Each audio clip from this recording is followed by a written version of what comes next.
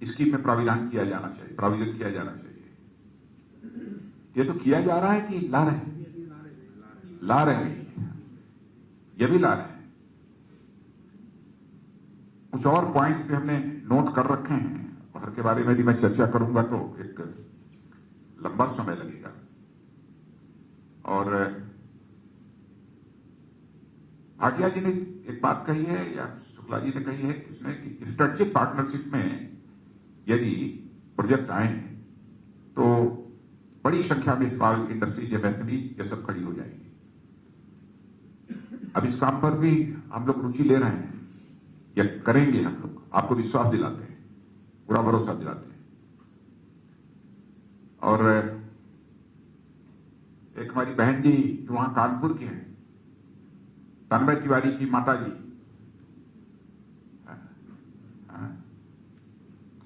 आपने कुछ बातें कही हैं,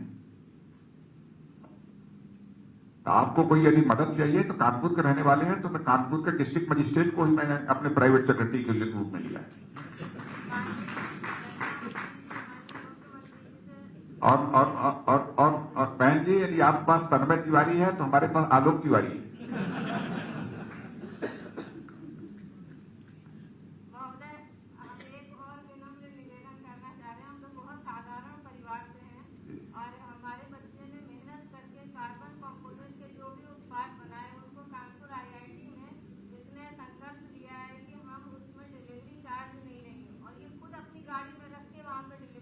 बहुत अच्छी, बहुत अच्छी, बहुत अच्छी। हमारी बधाई है आप सबको, बहुत तन्मय, बहुत बहुत शुभकामनाएं। आप लोग आशीर्वाद दीजिए कि इसी तरह बढ़ते जाए। नहीं, पूरी मदद होगी बहन जी, पूरी मदद होगी। इनकी उम्र अभी 22 वर्ष है। और कनेक्टिविटी से लेकर रिसोर्सेज तक और एनवायरमेंट तक हम सब कुछ आपको उपलब्ध कराने की अपनी तरफ से भरपूर कोशिश कर रहे हैं। मैंने उत्तर प्रदेश सरकार ये कर रही है। मैं केवल रक्षा मंत्री के रूप में नहीं बोल रहा हूं, मैं उत्तर प्रदेश का रहने वाला हूं। हमारे मुख्यमंत्री जी हैं, यहां पर बैठे हैं, तो मैं जानता हूं क्या क्या कर रहे हैं। और उत्तर प्रदेश डिफेंस कॉरिडोर के 6 नोड्स के संबंध में उन्होंने जानकारी दी है आपको, कि सभी एरियाज आपको वेल कनेक्टेड, रिसोर्सेज की पूरी अवेलेबिलिटी और इंडस्ट्रियल एनवायरमेंट वाले मिलेंगे।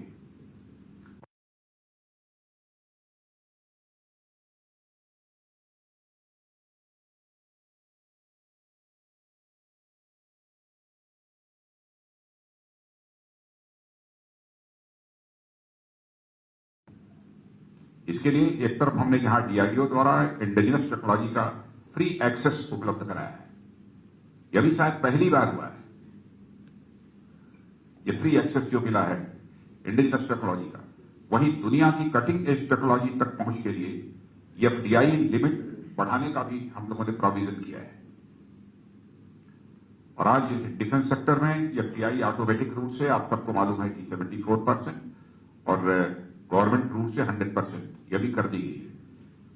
इससे फॉरेन एंटिटीज हमारे यहां इन्वेस्टमेंट के लिए अट्रैक्ट हो रही हैं, बातचीत अभी चल ही रही है, और उनके साथ मिलकर काम करने का भी हमारा यह रास्ता खुल रहा है। इसके साथ ही सरकार ने ग्लोबल जायंट्स से ऐसे कॉन्ट्रैक्ट्स किए हैं जिनसे एक और हमारी ऑपरेशनल कैपेसिटी और कैपेबिलिटी में भी बढ़ोतरी होगी, वहीं दूसरी ओर उन प्लेटफॉर्म में से अधिकांश प्लेटफॉर्म्स की मैन्युफैक्चरिंग इंडियन इंडस्ट्रीज के साथ टाई अप करके हमारे देश में ही होगी। और आने वाले समय में इस प्रक्रिया से भी हमारी इंडस्ट्रीज को टेक्नोलॉजी और वर्ल्ड क्लास मैन्युफैक्चरिंग स्किल्स मिलने में भी मैं समझता हूं कि सुविधा होगी। और इसी तरह टेक्नोलॉजी भी आ गई, प्रोडक्शन भी होने लगा, टेक्नोलॉजी भी आ गई और प्रोडक्शन भी होने लगा। प्रोक्योरमेंट ना हुआ, इसकी भी चिंता करनी पड़ेगी। उसके लिए भी सरकार ने एक तरफ डोमेस्टिक प्रोक्योरमेंट के लिए बजट में एयरमार्किंग करनी शुरू कर दी है। और आप सबको जानकारी होगी कि वर्तमान में 64% तक इसे बढ़ा दिया गया है बजट में। 64, शायद यह भी पहली बार हुआ है। क्यों बजट में बढ़ाया गया है? मैंने पहली बार बढ़ाया गया। और वहीं 200 से अधिक प्लेटफॉर्म, सिस्टम्स और सब सिस्टम्स की ऐसी पॉजिटिव लिस्ट जारी की गई है जिसकी चर्चा भी आप लोगों ने ही की है, जिनकी खरीद अब किसी भी सूरत में बाहर से नहीं होगी तो भारत से ही होगी और आप लोगों के द्वारा ही होगा, आप लोगों से ही होगी। और हमारी एमएसएमई और स्टार्टअप भी डिफेंस मैन्युफैक्चरिंग के सप्लाई चेन के इंपॉर्टेंट पिलर्स हैं। ऐसे में इनसे एंटरप्रेन्योर्स को इनकरेज करने के लिए मेक कैटेगरी में रिफॉर्म किया गया है। साथ ही रिसर्च एंड डेवलपमेंट को बढ़ावा देने के लिए इनोवेशन फॉर डिफेंस एक्सीलेंस, जिसे आईडेक्स कहते हैं, जैसी स्कीम भी लाई गई है। मुझे कहते हुए खुशी होती है कि इस वर्ष हमने आईडेक्स से जुड़ी खरीदों के लिए पूरे 1000 करोड़ रुपए का प्रोविजन किया है और इसको और अधिक बढ़ाने वाले हैं, आगे भी बढ़ाएंगे। साथ ही 500 करोड़ रुपए का अलग से भी एलोकेशन किया है जो अगले 5 वर्ष तक हमारी स्टार्टअप्स को सपोर्ट करने में सहायक होगी। लेकिन इसको बढ़ाने की बात तो चल रही है ना, इसको बढ़ाने की भी बात है। कहने का मतलब यह है मित्रों कि हमारी सरकार ने अनेक ऐसे कदम उठाए हैं जिनसे इंडिविजुअल इनोवेटर्स से लेकर स्टार्टअप्स और इंडस्ट्रीज तक हर छोटी बड़ी जरूरतें पूरी हों और वे आगे बढ़कर देश की इकोनॉमी को इनरिच करने में अपना कंट्रीब्यूशन कर सके। और मैं हमारी डिफेंस इंडस्ट्री, खासकर एंकर जो डिफेंस इंडस्ट्री को कांग्रेचुलेट करता हूं, जिन्होंने देश की इकोनॉमी की ग्रोथ में अपना कंट्रीब्यूशन देने के लिए कई महत्वपूर्ण कदम बढ़ाए हैं। और ये आप लोगों की बदौलत ही है कि हम इंपोर्टर से एक्सपोर्टर की राह में बढ़ चले।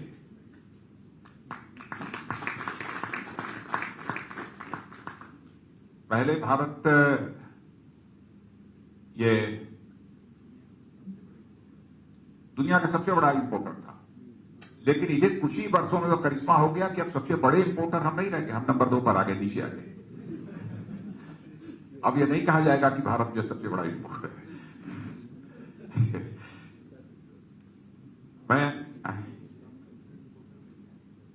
टॉप 125 एक्सपोर्टर्स में भी हम आ गए। भाई अभी इस बात की मुझे जानकारी नहीं थी, मैं पहली बार था। और यह सब जो हुआ है वो आप लोगों की बदौलत ही हुआ है। और हमारा डिफेंस एक्सपोर्ट पिछले 5 वर्षों में 334% बढ़ा है हमारा एक्सपोर्ट। और आज हम 75 देशों को डिफेंस एक्सपोर्ट कर रहे हैं। इसका श्रेय भी किसी को जाता है तो आप सबको ही इसका श्रेय जाता है। मैं आप सभी को इसके लिए मैं कांग्रेचुलेट करता हूं। मैं एंकर इंडस्ट्री से उम्मीद करता हूं कि वे रिसर्च एंड डेवलपमेंट और मैन्युफैक्चरिंग में अपनी और ताकत के साथ सामने आए। क्यों शुक्ला जी? और आप लोग सप्लाई चेन के हब के रूप में भी एक्ट करते हैं। इसलिए डोमेस्टिक बिग बिजनेस हाउसेस और foreign original equipment manufacturer subsidiaries को हमने केवल Uttar Pradesh defence industrial corridor में उपलब्ध संभावनाएं साझा करने के लिए नहीं आमंत्रित किया है, बल्कि आप लोगों को इसलिए आमंत्रित किया है कि हम आपके विचार जो भी आपने व्यक्त किए हैं उसको बहुत ही गंभीरतापूर्वक हम लोगों ने लिया है और उस पर हम अमल करेंगे, यह विश्वास दिलाने के लिए भी आपको आमंत्रित किया है। ऐसा नहीं है कि आप लोगों ने सुझाव दे दिया और हम लोग उसे नोट कर लिए और चले गए, उस पर अमल करेंगे। और मैं समझता हूं कि यह भरोसा आप लोगों को होगा ही, क्योंकि यदि हमारी पास्ट हिस्ट्री यदि आप देखें उस आधार पर आपको भरोसा होगा। और मैं उत्तर प्रदेश के यशस्वी मुख्यमंत्री, बहुत ही क्रियाशील मुख्यमंत्री, आप इतने क्रियाशील क्यों हैं? बहुत ही क्रियाशील। कोई काम कहिए तो देर नहीं होती, जो संभव है वो होता है। मैं विशेष रूप से उनको अपनी तरफ से भी बधाई देता हूं और इस पूरे फोरम की तरफ से उत्तर प्रदेश के मुख्यमंत्री माननीय योगी आदित्यनाथ जी को मैं बधाई देता हूं। इनके नेतृत्व में यूपी गवर्नमेंट ने Uttar Pradesh defence industrial corridor में इन्वेस्टमेंट प्रमोट करने के लिए अट्रैक्टिव आकर्षक पॉलिसी भी जारी की है और इंडस्ट्री के साथ उन्होंने बताया कि 58 एमओयूज भी इन्होंने किए, साइन किए। और मुझे यह भी बताया गया कि यूपी गवर्नमेंट ने डिफेंस इंडस्ट्रीज के लिए लैंड एक्वायर और अलॉटमेंट के लिए भी कई प्रोएक्टिव कदम उठाए हैं और ये बतलाया है उन्होंने कि सभी नोड्स में जो है लैंड एक्विजिशन का काम काफी हद तक इन्होंने किया है और आगे भी लैंड एक्विजिशन का यह सिलसिला चलता रहेगा।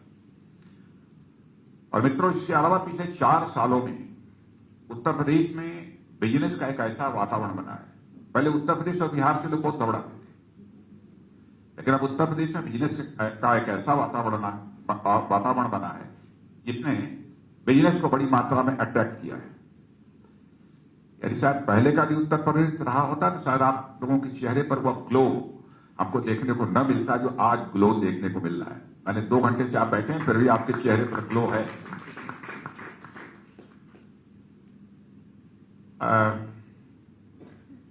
अब सबसे बड़ी बात यहां पर है, इन्वेस्टमेंट के लिए लॉ एंड ऑर्डर भी ठीक होना चाहिए। आप तो जानते हैं उत्तर प्रदेश के मुख्यमंत्री के बारे में, या चैनल्स देखते होंगे, पढ़ते होंगे, क्या हालत है लॉ एंड ऑर्डर बिगाड़ने वालों की। गवर्नमेंट ने बिल्कुल करिश्मेटिक काम किया है। गवर्नमेंट मशीनरी का बिजनेस फ्रेंडली माइंडसेट हो, ईज ऑफ डूइंग बिजनेस में लगातार बढ़ती रैंकिंग हो, या फिर सरकार द्वारा किए जा रहे नए नए पॉलिसी रिफॉर्म्स हो, सभी ने मिलकर प्रदेश इंडस्ट्रियल डेवलपमेंट की एक नई धारा बहाई है और उत्तर प्रदेश को उत्तम प्रदेश की राह पर अग्रसर किया है। मित्रों, यूपी गवर्नमेंट जहां डिफेंस इंडस्ट्रियल कॉरिडोर में इन्वेस्टमेंट प्रमोट करने के लिए इतना प्रयास कर रही है, केंद्र सरकार भी उसमें कहीं पीछे नहीं है और न केंद्र सरकार उसमें पीछे रहेगी। और वो लगातार रिसर्च एंड डेवलपमेंट प्रमोशन और एमएसएमई के ग्रोथ के लिए केंद्र सरकार काम कर रही है। और मुझे पूरा विश्वास है कि Uttar Pradesh defence industrial corridor आने वाले समय में उत्तर प्रदेश में एक, जिसे कहा जाए इंडस्ट्रियल रिवॉल्यूशन लाने वाला एक, जिसे वाहक कहते हैं, कैरियर क्या कहते हैं,